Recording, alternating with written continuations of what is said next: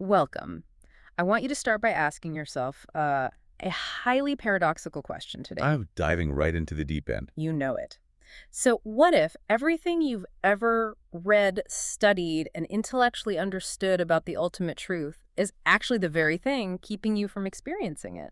Yeah, that's a wild thought experiment. Right. Imagine for a second that your ability to analyze, to comprehend, to break things down into logical parts, the exact skills you use to successfully navigate your career and your life. hmm What if those are actually the walls of a box you've built around yourself? It's a completely counterintuitive way to look at human intelligence. It really is. And in this deep dive, we are exploring a really provocative, highly specific theological and philosophical text called The Words in Red Are Special. Right, and for those familiar, the title is a reference to the words printed in red ink found in a lot of Bibles, Mm. which denote the direct quotes attributed to Jesus. Exactly. But I want to be super clear up front. Our mission today isn't to deliver a Sunday sermon or debate standard church doctrine. We're taking a completely impartial, purely intellectual journey into the author's radical argument about the nature of the mind itself. It is radical. It is. The Mm. core thesis here is that the author is arguing these red words aren't meant to be studied. They aren't meant to be categorized, and they aren't even meant to be intellectually understood. Which is, that flips the traditional approach to reading any important text right on its head. Yeah, they're basically designed as placeholders to bypass our human intellect entirely. Usually when we approach a foundational document, whether it's a religious text or a philosophical treatise or even a scientific paper, we read to extract meaning. Right. We want the data. Exactly. We're trying to build a framework of knowledge we analyze. But this author is suggesting that reading these specific words for intellectual comprehension is basically missing the entire point of why they exist. It demands we completely suspend our analytical minds. It does. And for you listening right now, whether you happen to have a deep religious background and interest in philosophy, or you're just wildly curious about how language and psychology intersect, this material presents a massive challenge. It really forces us to look hard at the absolute limits of human language Yeah. and the nature of what it actually means to, quote unquote, know something or someone. Yeah. Hold on, though. That's a really tough pill to swallow right out of the gate. If I'm listening to this, I'm probably thinking my intellect is how I process reality. It's what separates us from animals. Sure, it's our primary tool. Right. So if we aren't supposed to understand these words, what is their purpose? The foundational claim here starts with a specific quote from the book of John, chapter 6, verse 63. Jesus says his words are spirit and life. Spirit and life, not theology. Exactly. The author leans heavily into this. He didn't say his words were moral guidelines or theological doctrines. He said they are spirit and life. But what does that actually mean in practice? What's fascinating here is the sharp distinction the author draws between understanding and knowing. Okay, break that down for us. So the author zeroes in on another verse, John 17:3, which states that eternal life is simply knowing God. Now, we use those words interchangeably in everyday conversation, but think about the massive chasm between understanding someone and knowing them. Like having a lot of facts versus having a relationship? Precisely. Let's say you're looking at a dating profile. You can study this person's bio, read about their hobbies, analyze their stated political views, and develop this comprehensive intellectual understanding of their psychology. But you've never even met them. Right. That understanding is just a perception from a distance. It's a collection of data points. Knowing someone requires proximity. It requires relationship, friction, shared experience. You don't truly know them until you spend 10 years living with them. Wow. Yeah, that makes sense. The author asserts that modern theology, and frankly modern humanity, often confuses understanding the divine with knowing the divine. We treat the text as an encyclopedia to be memorized, rather than an entry point to be experienced. So we're basically substituting the menu for the actual meal. That's a great way to put it. We are eating the paper the menu is printed on and convincing ourselves we've had a steak dinner. Oh, wait, why are we so prone to doing that? Like, if the goal is an experience, why do we default to building these massive encyclopedias of theology? Well, the author seems to blame the very nature of language itself. The argument is that language is fundamentally limited. Words can only communicate ideas and meaning. Okay. If I try to tell you about a breathtaking, life-altering sunset I saw over the ocean, the words I use aren't the sunset. They're just a pointer. Their representation. Exactly. But the author takes this a huge step further. They argue that any meaning or theology we create is merely a representation of truth, not the truth itself. Think about how much time you, the listener, spend trying to categorize, define, and make sense of your life, your trauma, your relationships. We absolutely love putting things in neat little boxes of meaning because it makes us feel safe. It's a stark critique of the human ego. The premise here is that God provided those red words as a common ground, not to give us a robust philosophical framework of knowledge, but to act as a living bridge. A living a bridge, I like that. But the moment we try to unpack the words, dissect them, and assign our own definitive human meaning to them, we sever the bridge. We replace the raw, uncontrollable experience of the divine with our own safe intellectual ideas about the divine. We trap the infinite inside a finite concept. Exactly. Okay, let's unpack this by looking at how the text views parables, because this is where the rubber really meets the road. Most of us grew up thinking of parables as simple, rustic stories designed to teach a moral lesson. Don't be greedy, be kind to your neighbor, that sort of thing. Exactly. But there's this old metaphor brought up about parables being the fabric of a new wineskin. What does that actually mean in this context? Because I think a lot of people hear wineskin and just immediately tune out. It's a crucial metaphor to understand. In the ancient world, you stored wine in leather skins. Fresh, unfermented wine releases a massive amount of gas as it ferments and expands. It needs room to breathe. Right. If you put that new, dynamic, expanding wine into an old, dried-out, brittle leather skin, the pressure will literally burst the old skin and ruin everything. You need a new wineskin, leather that is supple, flexible, and capable of stretching with the new wine. And in this framework, our intellect is the old skin. Yes, our rigid intellectual demand for logical conclusions is the old, brittle wineskin. The author is arguing that the parables aren't just moral fables. They are intentionally designed to be expansive, nonlinear, and frustrating to the logical mind. Because if they were just straightforward rules for living, Jesus would be no different from any other Stoic philosopher. Precisely. Instead, these parables are meant to stretch us. They act as placeholders. They can contain a living, expanding reality that our old, brittle intellect simply cannot handle. So they are intentionally vague to short-circuit our logic. Exactly. Take the example of the sower and the seed from Mark chapter 4. Okay? The parable describes a man scattering seed on the ground. The seed springs up and grows. But there's a very specific detail emphasized. The sower doesn't actually know how the seed grows. It just happens. He's entirely out of the loop on the mechanics of it. Yes.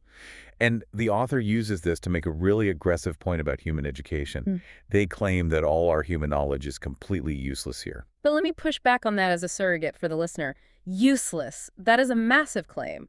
My intellect, my education, my ability to logically solve problems that pays my mortgage, it keeps society functioning. How does the author justify just throwing that all away? It is deeply counterintuitive, which is exactly the point. The author isn't saying your intellect is useless for building a bridge or performing open-heart surgery or paying your mortgage. In worldly affairs, human education and logical formulas are everything. We rely on systems to govern society. But the author is drawing a hard boundary line. When it comes to accessing the ultimate truth or the kingdom of God, those human tools are entirely bankrupt. Back to the farmer. Right, think back to the sower. The farmer doesn't need a PhD in botanical science or a deep understanding of cellular germination to watch the crop grow and harvest the wheat. The growth happens entirely independent of the farmer's comprehension. In the same way, we don't need our intellectual formulas to experience the divine. In fact, we shouldn't rely on them. Exactly. Which leads directly into this idea of the blank slate. Yeah. There is a reference to Matthew 18:3, where Jesus says, we must become like little children to enter the kingdom. Now, normally we interpret childlike as being innocent or trusting. Yes, sweet and naive. Right. But this material interprets it quite literally regarding our brain power. Think of a very young child, before they can talk or even form complex abstractions. Their mind is completely free of established ideas.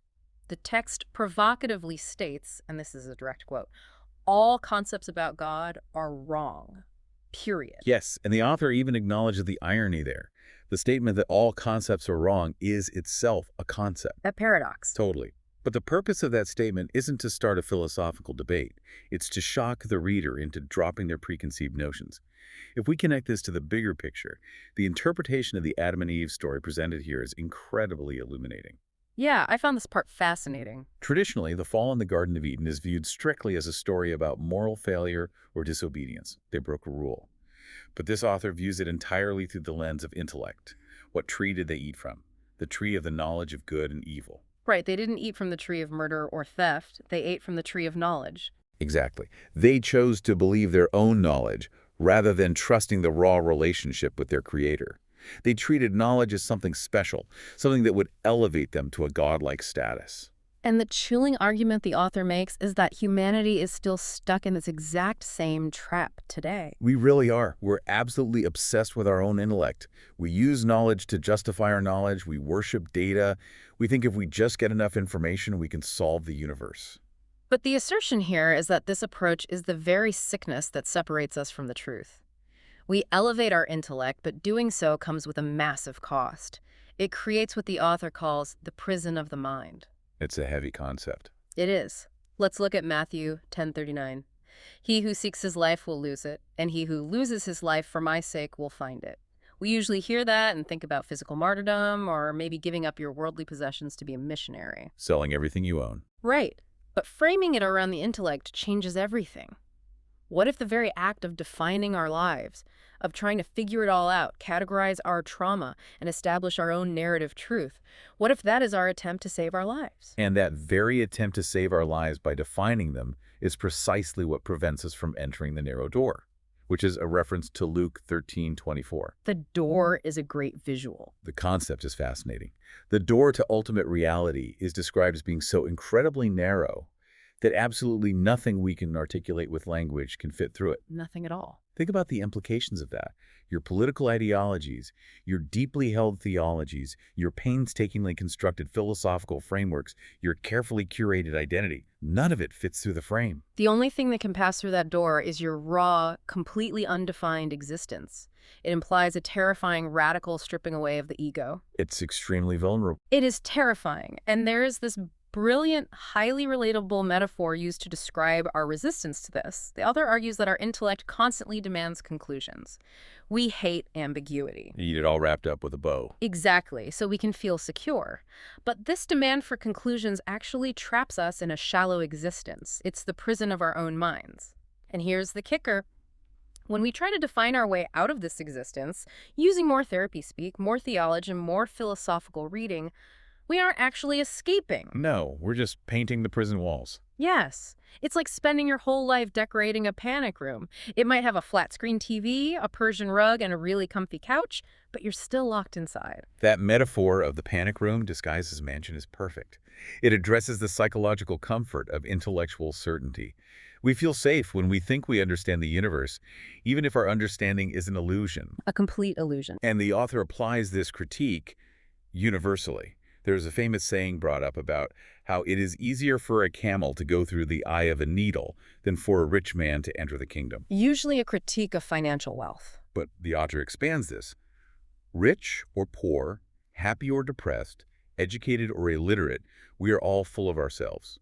We are rich with our own opinions, our own constructed meanings, our own deeply held conclusions about how the world works. And because we are so bloated with our own intellect, we're as incapable of passing through that narrow door as a massive camel trying to squeeze through the eye of a needle. Spot on. Here's where it gets really interesting, because if the material just stopped there, it would just be another dense philosophical critique. Just more theory. Right, but the author doesn't leave it as a high-level theory. They share a deeply personal turning point anecdote. It's based on Revelation 3:20, the verse where Jesus says, "I stand at the door and knock." The author describes being radically saved as a young teenager. But as they grew into adulthood, they became deeply disillusioned.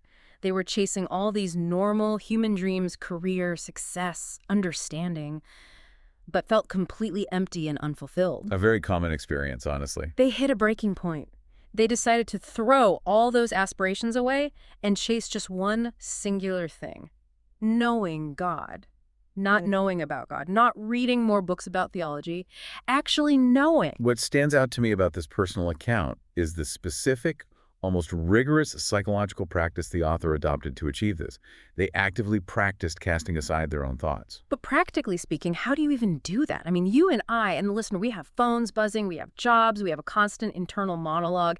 Am I just supposed to walk around with an empty head? Isn't that just dissociation? It's a fair question, and it sounds like dissociation on the surface. Yeah. But the author describes it not as mindlessness, but as an active, deliberate surrender. They describe going through their day, actively identifying their own intellectual conclusions forming, and consciously stopping them. They would literally say out loud, I give up this thought so that you can have me. Wow. Literally stopping the thought in its tracks. If they formed an opinion about a situation, they surrendered it. If they started constructing a theological framework, they dropped it. They were deliberately trying to empty themselves of their own meaning. Creating a void. Exactly. Taking the concept of the narrow door at its absolute literal word, they stopped decorating the panic room and just sat in the dark. And according to the account, the result was staggering. Months into this daily grueling practice of casting down their own thoughts, they claim that the divine physically, palpably showed up within them. Not just a feeling. No, not a warm, fuzzy feeling or a new intellectual realization. The material describes it as an overwhelming of the physical senses. The author writes that their own thoughts wanted to crawl away and hide from the sheer, terrifying holiness of the presence. They were wrecked for good. That's the phrase they use. Yes, wrecked for good. For the author, this raw experiential encounter proved beyond a shadow of a doubt that the ultimate truth is exactly what those red words declared it to be. Something infinitely far beyond any human concept, entirely uncontainable by language or the intellect. This personal narrative is the hinge of the entire piece. It transitions the text from a theoretical argument into an empirical claim, at least for the author. Right? And it highlights the critical, non-negotiable component of this entire worldview, the role of the Holy Spirit. This is a huge point. The author emphatically states that without the active supernatural presence of the Spirit, the red words in the Bible are literally just dead text on a page. They are just black ink turned red. Without that living element, we just do what humans always do. We attach our own subjective, flawed meaning to the words and create another dead religion. Exactly. It is only the Spirit that makes the words real or alive within the individual, bypassing the brain entirely. Which brings us to a massive, glaring logical contradiction. And to the author's credit, they don't shy away from it. They fully embrace the paradox. They lean right into it. If the ultimate truth is entirely beyond language, if it is beyond knowledge and beyond human comprehension, how do you know the unknowable? It's an oxymoron. This raises an important question, and it is the absolute crux of the author's philosophical position. Yeah. The text openly admits that knowing the unknowable violates the fundamental rules of human logic. Right. But instead of seeing that contradiction as a flaw in the argument, the author sees it as the necessary destination. Logic and intellect are the absolute boundaries of human knowledge.